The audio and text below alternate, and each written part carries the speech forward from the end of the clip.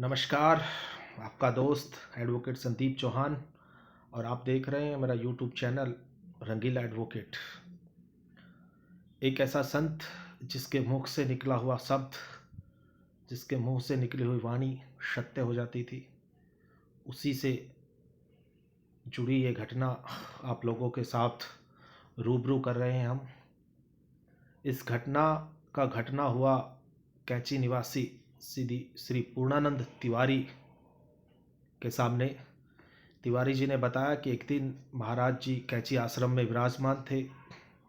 उन्होंने पूर्णानंद से कहा कि पूर्णानंद, हमें हमारे दूसरे आश्रम भूमियाधार ले चलो। पूर्णानंद जी बताते हैं, मैं महाराज जी को भूमियाधार आश्रम ले गया। भूमियाधार महाराज जी का आश्रम, जिसकी देखभाल ब्रह्मचारी बाबा करते थे। उस वक्त गेट पे ताला लगा हुआ।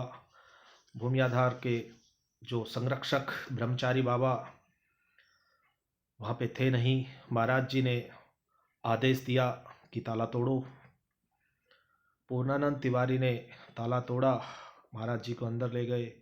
महाराज जी ने कहा कि मेरा आसन, मेरा तख्त सड़क के साथ लगते हुए बरामदे में लगाओ। पूर्णानंद तिवारी ने वैसा ही किया। पूर्णानंद तिवारी अचंभित थे कि महाराज एकदम ऐसे यहाँ क्यों पधारे। उसी दौरान महाराज जी ने पूर्णानंद तिवारी को चाय बनाने का आदेश दिया। अब पूर्णानंद को संदेह था, वो क्लियर हुआ कि महाराज जी खुद तो चाय पीते नहीं, जरूर कोई भक्त आएगा।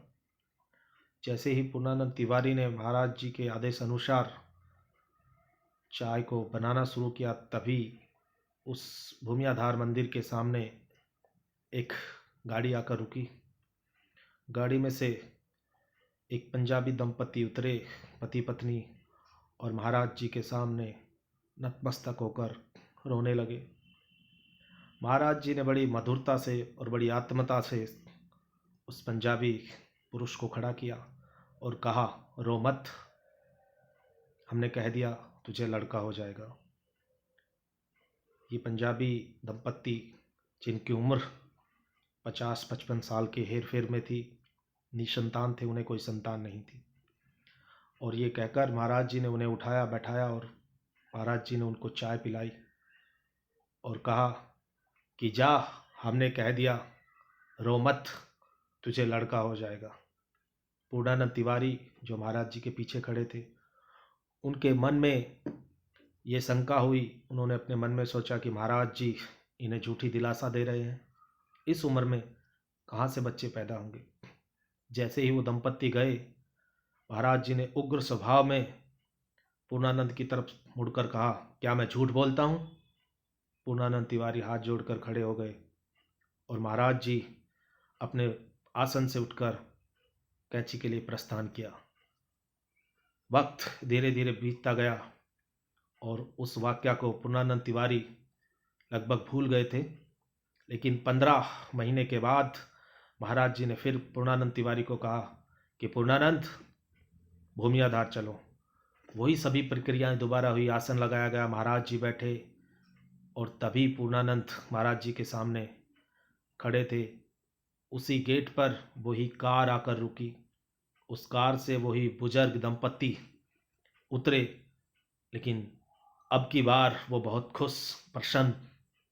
उनके हाथ में एक घी का डब्बा, मिठाई, और उस बुजुर्ग महिला की गोद में एक नन्हा सा बालक, और उन्होंने लाकर महाराज जी के चरणों में उस बालक को रख दिया और महाराज जी ने उसे दीर्घायु का वरदान दिया और उसे विदा किया। और महाराज जी पूर्णानंद की तरफ रूबरू हुए और कहा, क्या हम झूठ बोलते हैं। पूर्णानंद महाराज जी के चरणों में नतमस्तक हो गया और ये वाक्या, महाराज जी की इच्छा शक्ति, उनकी जबान, उनके मुख से निकले हुए हर शब्द का सत्य हो जाना, उनकी अलौकिक शक्तियों का परिचायक है। इस वीडियो के माध्यम से आप लोगों को हमने ये रूबरू किया इस घटना को। आगे के वीडियोस में हम आपको और भी सत्य घटनाओं का वर्णन करेंगे। तब तक के लिए जय श्री राम, जय हनुमान।